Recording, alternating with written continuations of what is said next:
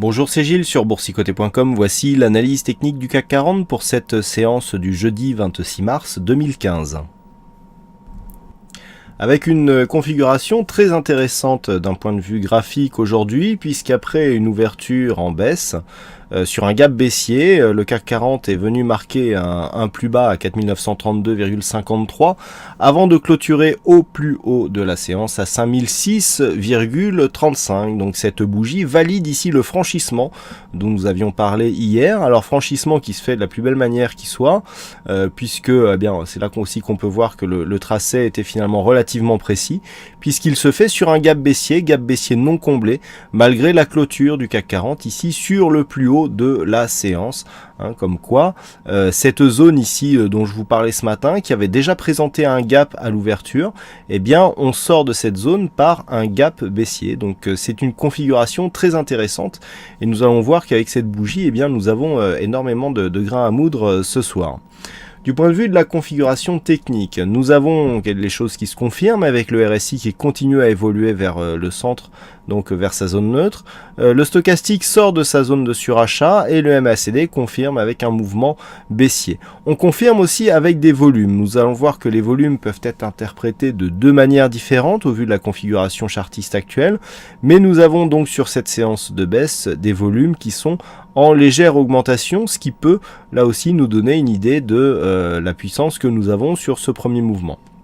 Le contexte monte du point de vue de la volatilité. Donc déjà, si on essaye d'intégrer tous ces éléments, nous avons donc aujourd'hui un franchissement de la zone de support sur un gap baissier non comblé. Nous avons des indicateurs qui vont dans le sens d'une consolidation nourrie de volume avec donc un point bas qui casse ce retracement des 61,8% de Fibonacci. Tout ça est assez fortement baissier. Maintenant, nous allons voir que nous avons des éléments qui, malgré le fait qu'ils soient baissiers, peuvent nous aussi nous donner des idées d'un rebond technique prochain. Premier élément, déjà, le fait d'avoir ici un marteau sur cette configuration baissière d'un point de vue très court terme est intéressant, car si demain nous avons une bougie fortement haussière, eh bien on validera une figure de retournement qui nous emmènerait donc vers la hausse et qui serait validée sur un dépassement de cette zone de point haut significatif. Ensuite, le fait que nous ayons, je le rappelle, des volumes supérieurs à la moyenne sur une bougie d'hésitation avec des ombres beaucoup plus fortement développées que le corps, je vous en parle souvent, ce sont des figures qui en général invalident la tendance court terme en cours. Et si on regarde ce que nous avons, un petit peu comme là nous avons donc un gap avec ce marteau qui apparaît, nous avons un biais baissier d'un point de vue très court terme et donc une bougie d'hésitation sur cette tendance avec donc cette forte ombre hausse qui clôture au plus haut, ce qui va aussi dans le sens d'un possible retournement. Donc on le voit, malgré une configuration de base qui semble fortement baissière, on voit que malgré tout, on a des signaux qui peuvent laisser à penser que des investisseurs pourraient rentrer ici à l'achat. On voit bien la rupture ici, on voit les nombreux points significatifs que nous avons, le point significatif d'hier, avec la rupture. Rappelez-vous, hier, je vous indiquais aussi que cette zone était le retracement à 38,2% de Fibonacci et que par rapport aux précédentes phases de consolidation, notamment celle-ci et celle-ci, eh bien, le fait que l'on vienne ici consolider allait dans la continuité. Par contre, là, on casse cette zone des 38,2 sur un gap baissier et on enfonce directement le retracement des 61,8%, on a quand même un gros signal baissier. Donc on va étudier les deux cas. Premier cas, on va étudier donc l'éventualité d'une poursuite de cette phase de consolidation.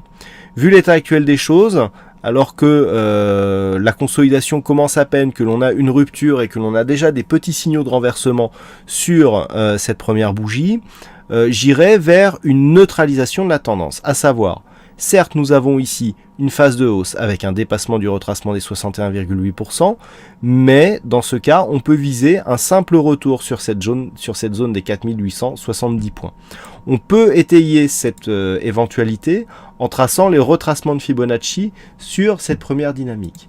Donc c'est ce que l'on fait, on prend la dynamique directe ici et on trace les retracements de Fibonacci. Et vous allez voir que alors, il faut bien repérer cette zone ici de retracement, elle se situe ici à 4863. Et lorsqu'on rapproche, on se rend compte que cette zone des 4863, c'est bien celle qui est ici, eh bien elle correspond quasiment, alors vu l'intégralité de la zone, on est quasiment sur la même zone, 4869 ici pour un retracement total, et on a même ici cette zone des 4863 qui correspond à cette zone de point bas ici temporaire. Donc tant que nous avons ici des cours qui viennent consolider en direction des 4869, donc qui valideront la cassure du retracement des 61,8% avec une probabilité accrue de revenir sur un retracement total, eh bien on aura aussi une consolidation horizontale de la tendance moyen terme, puisqu'on se situera entre le point haut significatif et le retracement des 23,6% de l'intégralité de la tendance, puisque c'est sur cette tendance que nous avons pris les retracements de Fibonacci. Donc tant que nous sommes dans les prochains jours dans cette zone, entre 5106 points et 4863,69, eh bien on peut parier ici sur une rupture de cette zone de support vers une phase de consolidation horizontale qui se ferait entre le retracement des 23,6 et la zone de point haut significative. Tant que l'on est au-dessus de cette zone, il n'y a pas encore de signal de retournement. Comme je viens de vous l'indiquer, le signal de retournement s'effectuerait sur une rupture de cette zone des 4863, puisque du fait, il y aurait rupture de la zone de retracement à 23,6% et rupture de la zone d'un point bas significatif ici, et ce point bas significatif ici. On a deux points bas significatifs ici à valider pour enclencher un signal baissier. Donc ça, tant que les cours se situent dans cette zone, on a d'un point de vue moyen terme un signal de latéralisation. Par contre, si les cours ici, sous l'impulsion de cette bougie, je vous indiquais hier que nous étions ici sur une phase de hausse sans phase de consolidation et que donc beaucoup de traders avaient vu regarder le passer le train en cherchant ici ce genre de point de consolidation pour rentrer, essayer de capter la tendance. C'est un petit peu ce qui pourrait expliquer la forme de cette bougie. Auquel cas, si cette bougie impulse vraiment un mouvement de retournement, on a deux solutions. Soit on a un marteau ici, soit on a une première formation en étoile du matin, il nous manquera une bougie pour confirmer ça, et si on condense les deux, eh bien le marteau, on sait que c'est une figure de retournement mais qui doit être confirmée le lendemain, on a une bougie avec forte amplitude la veille, donc si nous avons ici une bougie à forte amplitude haussière demain, on validera le marteau, plus une éventuelle configuration en étoile du matin, et dans ce cas-là, on impulsera un mouvement qui, à terme, devrait provoquer une cassure des 5106 points. Et dans ce cas-là, on sortira de la configuration de la latéralisation, puisqu'il y aurait un point un nouveau point haut significatif qui serait marqué. Donc tout se jouera sur la prochaine bougie, et donc sur cette bougie, qu'est-ce qui va faire l'arbitre pour savoir si on va soit repartir à la hausse et donc se servir de cette bougie comme phase de consolidation et donc comme point d'entrée en tendance haussière, soit comme bougie qui valide le début d'une phase de consolidation en direction des 4869, et bien ça sera la bougie de demain. Et donc pour vite détecter le fait de savoir si ça sera une bougie haussière ou baissière, eh bien c'est cette zone de gap ici qui va faire l'arbitre. Nous avons ici cette zone de gap à l'ouverture qui est confirmée ici à la fermeture. Si on a ici un gap à l'entrée, un gap à la sortie, certes le gap est comblé entre les deux, mais nous avons quand même cette zone qui constitue une zone de support. On en a parlé lors de l'apparition de ces bougies avec justement cette discussion que nous avions au sujet du gap refermé. On a quasiment ici une configuration en îlot de renversement. Il est très faible puisque le gap est comblé et que les gaps d'entrée et de sortie sont relativement étroits, mais cette figure valide aussi. Et dans ce cas-là, l'invalidation de cet îlot de renversement, eh bien, c'est tout simplement le comblement rapide de ce gap. Donc tout coïncide ici sur cette zone, et donc c'est cette zone des 5010 points qui était l'objectif sur une phase de consolidation par extension de Fibonacci précédemment, et bien qui va faire l'arbitre. Donc demain, c'est cette zone qu'il va falloir surveiller, la zone des 5010 points, et donc cette zone de gap qui a été ouverte autour de cette zone. Si elle est comblée rapidement avec un dépassement du gap en direction ici par exemple des 5040 points, qui est la zone intermédiaire puisqu'il s'agit du contact de cette zone de support qui pourrait devenir résistance. Tant que l'on monte ici, et si on valide par une rupture haussière de la zone des 5040 points, on pourra parier ici sur une figure en étoile du matin, avec donc une possibilité de pousser ici la hausse des cours jusque cette zone des 5072 points. Par contre, si on reste sous cette zone des 5010 points, eh bien le gap qui était précédemment support sera confirmé comme résistance. On aura une quasi-validation de cet îlot de renversement qui devrait appeler une poursuite de la consolidation au moins jusque cette zone ici des 4869 points. Voilà, beaucoup d'éléments techniques aujourd'hui. Ça change un petit peu des analyses précédentes que nous avions.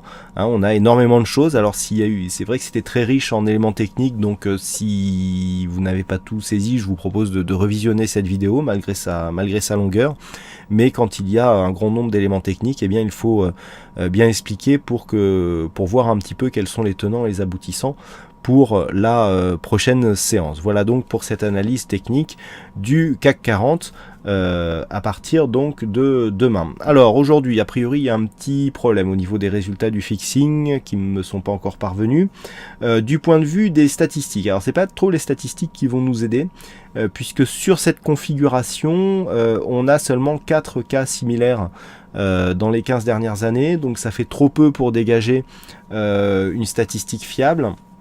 Sachez toutefois que dans 3 cas sur 4, donc sur les 4 cas, en fait, il y a 3 cas où ça a été haussier et seulement un cas où ça a été baissier, avec notamment cette information, c'est que sur les 3 cas haussiers, il y a eu au moins 2 cas qui ont été fortement haussiers et que le cas baissier a été très faible. Donc on a quand même plutôt une probabilité haussière que baissière, mais 4 cas c'est trop peu significatif pour vraiment le prendre en compte dans une statistique utilisable.